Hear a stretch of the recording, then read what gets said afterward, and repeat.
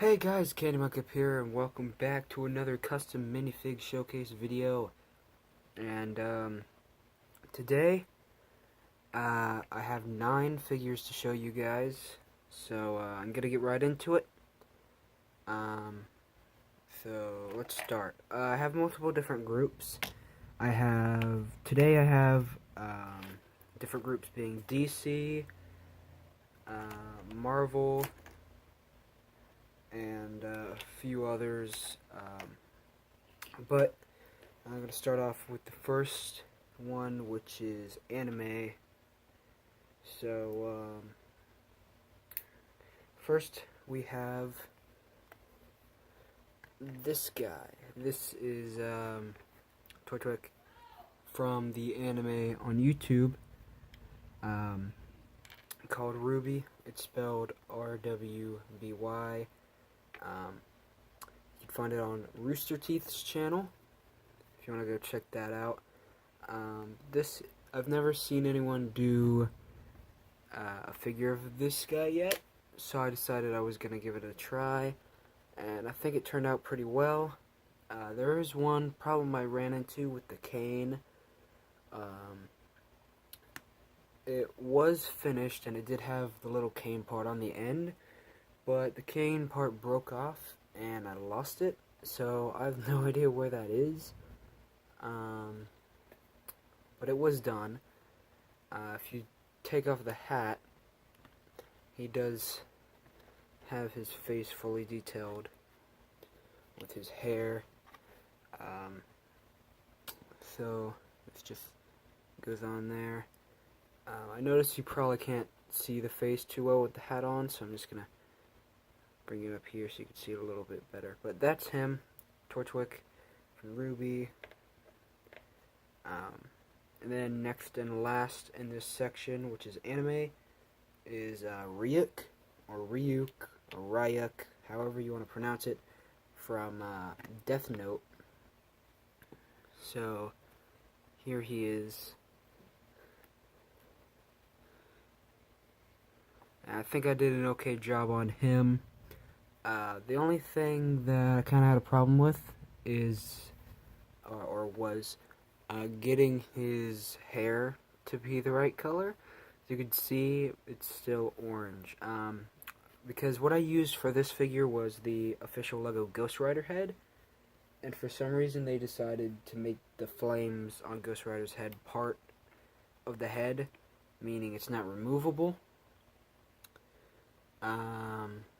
And I thought this would be a good idea because it looked like it would match the hair pretty well.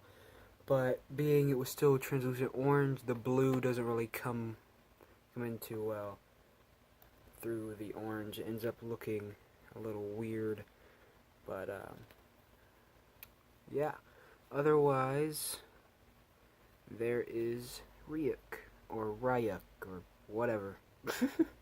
Now moving on to the categories, we only have one figure in. So we're going to do those. First off, we have Jesse Pinkman from Breaking Bad. If you'll remember, in the last minifig video I did, I made a Walter White. So this is to go along with this. The torso doesn't look too great. This is supposed to be the older incarnation from earlier on in the series, but I also, if I switch out these parts, he is the version from sort of closer to the series' end. So yeah, there's Jesse, and I think he turned out okay. Not as good as I wanted him to. The main problem I have with him is just the face, because I'm usually pretty bad at doing faces, and I really wish I could have made a bit of a better face on this one, but other than that, I think it's pretty good. Next and last figure we have in the only having one category is Marvel. This right here looks a bit messy. I tried my best to try to get this, but this is Miles Morales, which is a a different Spider-Man. If you know who he is, he's basically the Spider-Man that comes after Peter Parker is done being Spooderman. But there he is. Again, looks a little messy. I'll probably try to go over this one again and make it look better, but this is what I have on him for now. So, yeah. Oh yeah, I was mistaken. There's one more figure that isn't in a group of figures. This is a video game category. This is Crash Bandicoot from the Crash Bandicoot games. I tried my best. I think I did actually a pretty decent job on this figure. I like how it came out quite a bit. I think it does a pretty good job of looking like Crash. And as always, you probably know I do like to display my minifigs with accessories. So, give him some TNT. Even though technically he wouldn't be holding it, it would be in a crate. We could also give him an apple, which represents the Wumpa fruit. And just, oops, just as something for him to interact with, we also have one of the crates that he could hop on. It doesn't have a question mark or anything on it, but yeah. Yeah, it's Crash Bandicoot. Alright, next two are from The Matrix.